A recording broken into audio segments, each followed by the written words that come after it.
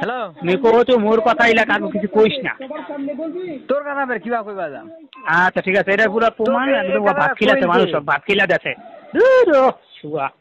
শোন একটা কথা কো মিঠু, কো তোর নিজের লোক, তোর অনেকে অনেক তোমার নিজের লোক যেটা তোমরা বিশ্বাস করেন, হ্যাঁ ওইলাই কিন্তু তোমার পুটকিটা মারে, ওইলাই তোমার খবর দেয়নি, ওইলা মানুষও তোমাকে দেখি যায় কিন্তু তোমাকে এলো খবর দেয়নি। ঠিক আছে, কিন্তু আমরা তো তোমার উপকার করি, আমরা কই, কিন্তু আমাকে তোমরা সবাই তুই তোর মা সবাই তোমরা আমাকে অপরাধী মনে করেন।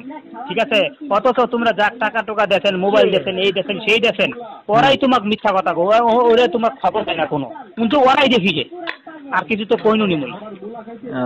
তুই এলা কোনো খবর পাইছি কেহ দিকে? আত্মীয় স্বজন আমার কেহ দিলে নি? ওই তোমার ওই যে ওমরা খাবেই খালি তোর লোক, মনে রাখিস।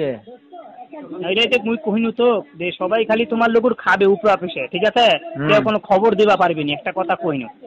ঠিক আছে, কারণ এই একটা গ্যাঞ্জাম লেহেনে মুই কাল আসিটা কইছু যে তোমার এই একটা গ্যাঞ্জাম লেহেনে আমরা বাপ বেটা হইতে শুরু করে সবাই পুরা গোষ্ঠীটা, তোর বেটার পাকত তোমার পাকত পুরা গোষ্ঠীটা মাখামাখি, কারোর সঙ্গে কেউ যায়নি। মুই বাড়িতে অসহায় মুই বাংলা ঘর বেনুনি, কেন যাওনি?